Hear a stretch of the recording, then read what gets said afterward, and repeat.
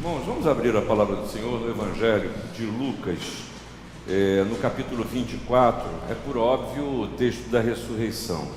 Lucas capítulo 24, os versículos de 1 a 12. Bom dia, igreja! Bom dia. Cristo ressuscitou. Amém. Vamos ler os versículos de 1 a 12. Palavra de Deus que nos diz: mas no primeiro dia da semana, alta madrugada, foram elas ao túmulo, levando os aromas que haviam preparado. E encontraram a pedra removida do sepulcro, mas ao entrarem não acharam o corpo do Senhor Jesus. Aconteceu que, perplexas a esse respeito, apareceram-lhes dois varões com vestes resplandecentes.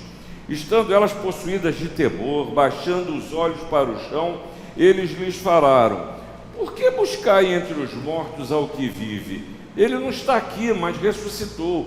Lembrai-vos de como vos preveniu, estando ainda na Galileia, quando disse: importa que o Filho do Homem seja entregue nas mãos de pecadores e seja crucificado e ressuscite no terceiro dia. Então se lembraram das suas palavras e, voltando do túmulo, anunciaram todas essas coisas aos 11 e a todos os mais que com elas estavam. Eram Maria Madalena, Joana e Maria, mãe de Tiago. Também as demais que estavam com elas confirmaram essas coisas aos apóstolos. Tais palavras lhes pareciam como delírio e não acreditaram nelas.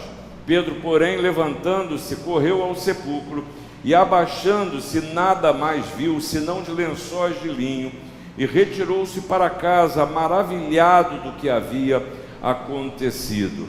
Irmãos, Páscoa é declarar não só a morte, mas a ressurreição do Senhor Jesus. Mas nós celebramos isso num ambiente de absoluta violência, de injustiça, de humanidade. É verdade. Lembra? Um homem, uma armação para culpar uma pessoa, uma montagem de uma cena para prendê-lo, uma acusação falsa, a conivência de soldados, conivências de juiz, montagem de flagrante, tortura, condenação num processo altamente discutível. Mataram o inocente. E aí logo depois disso nós temos uma cena que você pode ver, ainda hoje nas comunidades acontecem. Os filhos são mortos e suas mães não podem nem sepultá-los.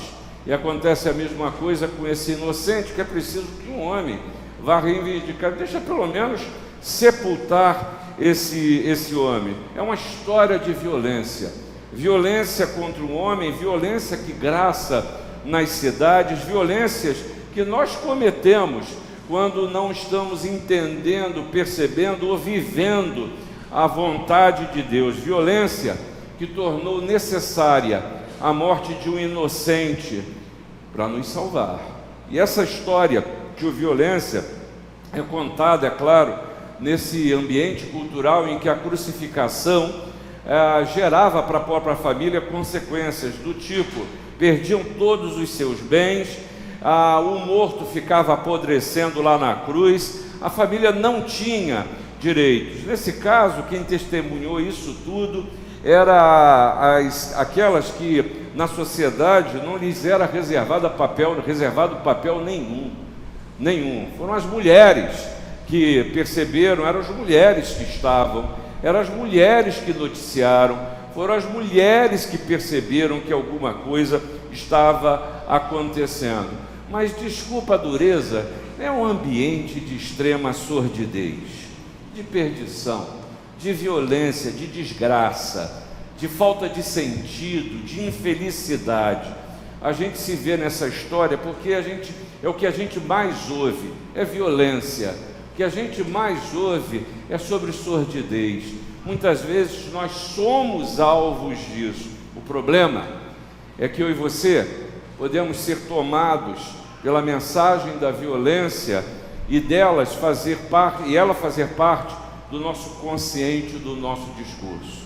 E essas mulheres, elas são alertadas e são chamadas a atenção por esses varões que chegam e dizem: ei, o que vocês estão procurando entre os mortos ao que vive? É uma pergunta que traz sentido, é uma pergunta que faz sentido, é uma pergunta que oferece direção, é uma pergunta que há 2000 anos continua a nos convidar para a vida, para o novo, para a ressurreição, para lembrar que é possível recomeçar, para saber que o Senhor faz tudo novo. Não busque vida no que está morto, porque onde há morte, Jesus traz vida, traz vida. E esse texto nos mostra que Jesus transpõe o presente de impossibilidade e morte exatamente para trazer vida. Versículo 6, que você acabou de ler, nos diz: ei, você está procurando entre os mortos? Ele não está aqui, ele ressuscitou. Enquanto vocês continuam a chorar as violências, o pecado, a morte, Jesus traz vida. Jesus, com o seu perdão, nos oferece uma forma completamente diferente de enxergar a existência. Irmãos, linguagens de morte, nós lemos na palavra e conhecemos ela bem em todos os contextos em que você pode estar vivendo. Jesus não discute a injustiça do julgamento, passou, ele ressuscitou, aleluia. Jesus não discute a crucificação, está vivo. Ele não discute o sepultamento, ele não está em tumbas, em cemitérios, nem em ambientes de morte. Jesus não discute quem está presente. Lembre-se que os discípulos estavam ausentes. Na verdade, ele diz: chamem os ausentes, chamem os incapazes, chamem os fracos, chamem aqueles que precisam saber: eu estou vivo. O assunto é outro, ele está vivo.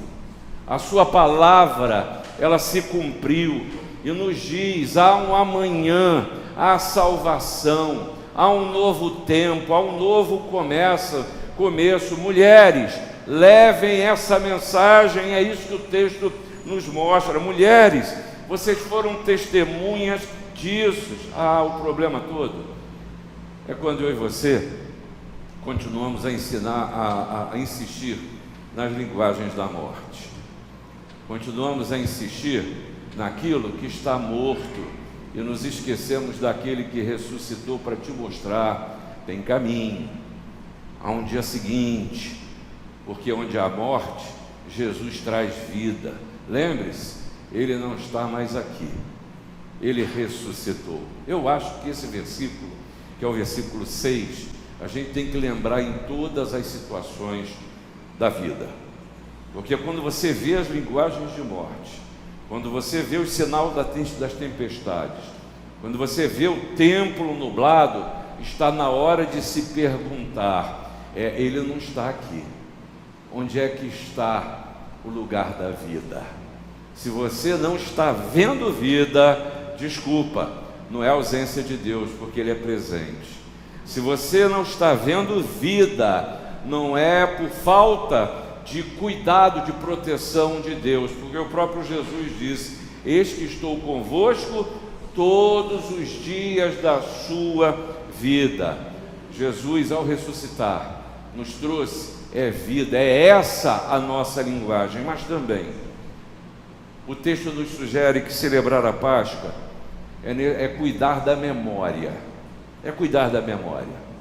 Não procure entre os mortos aquele que está vivo, porque é verdade, irmãos, a vida, as condições do tempo, as informações, é tanta mensagem de morte que eu e você recebemos, que isso nos tenta e muitas vezes nos faz esquecer de Jesus. Sua vida, sua rotina, sua experiência, tudo nos faz esquecer de Jesus. Mas a mensagem do Evangelho é: não se esqueça, não se esqueça. Versículo 7 diz aí esses homens aos que ali estavam: lembre-se, quando ainda na Galileia ele preveniu a vocês.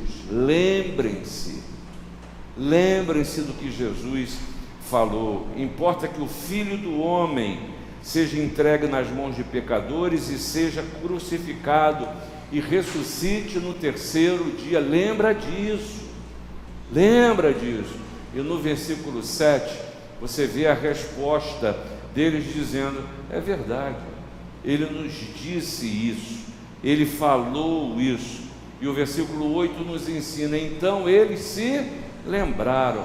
Aí você há de se lembrar o versículo da palavra que você sabe de cor e quem sabe repete exaustivamente. Quero trazer na memória aquilo que pode me dar esperança. Eu creio que Deus sabe que eu e você temos problema de memória. A gente tem problema de memória. Diante de qualquer coisa, nós nos esquecemos dos nossos fundamentos. Nos menores abalos, a gente entra em pânico. Mateus, o Evangelho de Mateus, ao descrever essa cena, ele traz um elemento a mais que é importante aqui a gente lembrar. Diz que quando as mulheres chegaram, houve um grande terremoto e o túmulo se abriu. E na vida, isso é uma figura muito interessante, porque na vida a gente muitas vezes passa por terremotos. A gente fica, como descreve o texto, como os soldados que tremeram espavoridos, ou seja, ficaram desestabilizados emocionalmente, porque a realidade muitas vezes ela nos desestabiliza. A gente se abala, sendo crente ou não, a gente se abala. A nossa humanidade, ela acontece isso. Esteja você no tribunal ou no hospital, esteja você em casa ou nas suas relações, esteja você no seu trabalho, no seu estudo, a realidade muitas vezes nos desestabiliza. E esses soldados, eles se desestabilizaram diante do terremoto que aconteceu. E diz o texto que eles ficaram como mortos. Ou seja, o poder imobilizante das coisas terríveis pelas quais a gente passa. Mas há um antídoto. E é um antídoto trazido pelos anjos para os terremotos. Sabe que antídoto é esse? A memória. A memória. Lembra de quem Deus é. Lembra do que Jesus fez. Lembra do que Ele prometeu. E aí, de uma vez mais, eu quero destacar as mulheres. Que impacto emocional essas mulheres devem ter tido em terem acompanhado Jesus, visto, testemunhado a morte, e nesse momento chegam lá, túmulo vazio, terremoto, o túmulo se abre, uma pedra removida, e diz o texto que elas ficaram perplexas. Cenas assim, momentos assim na vida, não dá para organizar muito bem os pensamentos, e essa palavra grega quer dizer que elas ficaram completamente perdidas, não entenderam o que estava acontecendo, porque há momentos também no nosso dia a dia que não dá para entender, não dá para aceitar.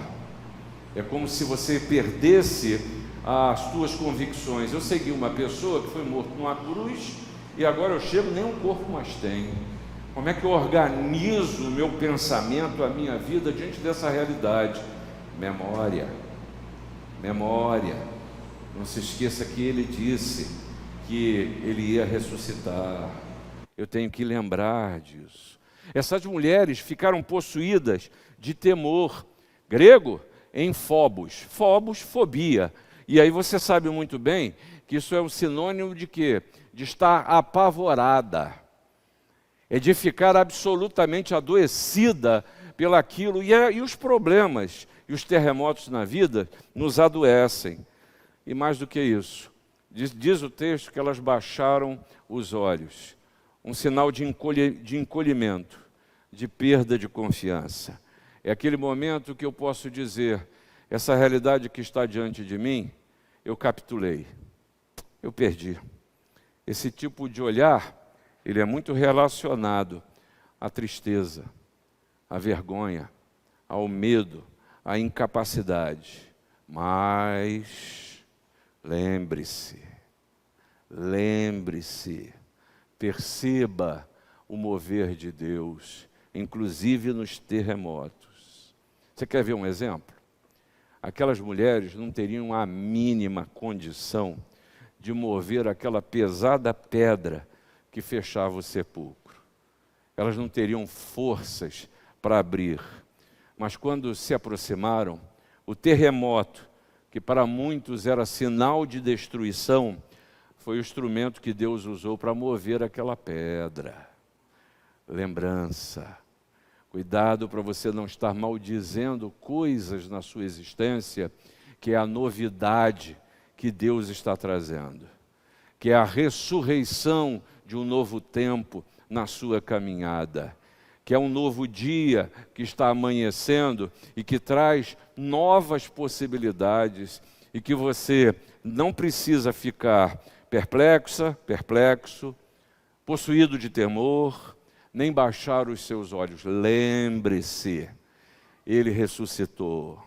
E está dizendo para você, é novo tempo, é um novo momento, são novas possibilidades. Onde há morte, Jesus traz vida. Lembra? Ele não está mais aqui, Ele ressuscitou. Ele ressuscitou. Nas situações eu insisto com você pela segunda vez. Quando você ver uma realidade que te assusta, não se esqueça, Ele não está aqui. Ele ressuscitou. É vida. Mas também, ainda uma terceira coisa, que o discurso da ressurreição nos ensina, que o anúncio, aqui feito por esses varões, é de confirmação. E é preciso que eu e você confirmemos a linguagem de vida. E aí, por favor, não seja instrumento de comunicação de linguagem de morte. Não fique comunicando morte. O versículo 10 nos ensina que aquelas mulheres confirmaram a mensagem para os apóstolos. Confirmar é validar, é afirmar a verdade de que Jesus ressuscitou, a salvação, a nova vida, é possível recomeçar, é possível fazer de novo, viver uma nova vida. Essa linguagem é linguagem de vida, eu insisto, eu repito com você. E esse é o seu papel, é o meu papel como discípulo. Nós não criamos histórias para serem plausíveis. Nós não melhoramos ou abrandamos a história de Jesus para tentar convencer. A nossa mensagem não é discutir se o corpo foi roubado ou não, se você tem um pedaço da cruz de Cristo, e 2000 anos se passaram, e a gente que ainda quer saber se o pedaço da cruz, isso se chamou na história do cristianismo de relíquias. Eu tenho um pedaço da cruz, eu tenho um ossinho do pé mindinho de João, eu tenho o cílio de Tomé, como se fosse isso o significado. Aquela velha discussão, se o pano que envolveu Jesus ainda existe, se é verdadeiro ou não, e tem até um nome bonito, né? O Santo Sudário. Ir ao lugar exato aonde Jesus foi crucificado, chegar no ponto exato onde ele foi enterrado. Irmãos, tudo isso passou, perdeu o sentido. O que importa é que Jesus está vivo. Mel Brooks, naquele filme, é aquele homem, eu acho que tem um prazer assim de mostrar sangue e sofrimento. Porque o Jesus retratado naquele filme, meu Senhor, mas sofre tanto, acho que tem um prazer em filmar a tortura. E muitos de nós ficamos convencidos de que a Páscoa é a celebração da tortura e da morte. E não é. A linguagem de Jesus não é de morte, é apenas a transcrição do que ele passou. Mas a centralidade da mensagem da Páscoa está na ressurreição. A mensagem de Jesus, ela precisa ser significada na sua vida. E sabe como ela é significada? Numa mensagem de vida, na experiência que você tem com ele. A confirmação da verdade, da ressurreição de Jesus, se dá no poder de convencimento de quem fala, é na sua experiência com Ele. É você viver no quadro da sua vida hoje, do jeito que você está, na altura da sua existência, no momento existencial que você vive, que você possa dizer: Ele não está aqui, mas Ele ressuscitou. Ele não está aqui, não é que Ele não está presente, porque o Senhor Jesus disse: Eis que estou convosco todos os dias da sua vida. O não estar aqui é não estar na sepultura, não está na linguagem de morte. Essa é a mensagem da ressurreição. Que esse dia, irmãos, seja um dia de novidade de vida. Que esse dia seja um dia de novos começos, como precisam ser todos os dias daqueles que reconhecem a Jesus como seu Senhor e seu salvação. Insisto e termino dizendo para você, essa é a mensagem da ressurreição. Não é anúncio de morte, é anúncio de vida. E essa mensagem, ela precisa ser contada, compartilhada, como consequência da experiência que você tem com a vida que Jesus vem proporcionar. Porque Ele faz nova todas as coisas, todas as coisas. Eu acho que nesse momento da história, se existe uma coisa que a gente precisa resgatar nas boas novas do Evangelho, é novidade, é fazer de novo. É nesse tempo que a gente tem falado em crescer na intimidade com o Senhor, é a gente abandonar o pensamento fossilizado, que quer eternizar coisas que são absolutamente passageiras. Que o Senhor possa nos dar o ânimo, a direção, a expectativa e, acima de tudo, a esperança das coisas novas que Ele quer fazer em cada uma das vidas aqui presentes. Mas a gente precisa crer na vida e também não usar as linguagens de morte. E você é convidada nessa hora para participar dessa mesa exatamente para celebrar vida. Porque quando Jesus nos convida a celebrar para que a gente não esqueça pelo que Ele passou, é para que a gente possa lembrar que Ele está vivo. Ele está vivo e diz para você: vinde a mim todos vós, que estáis cansados e sobrecarregados, e eu vos... Isso é vida, isso é linguagem de vida. Que Deus lhe abençoe, que Deus lhe dê uma feliz Páscoa, porque Cristo ressuscitou. Aleluia.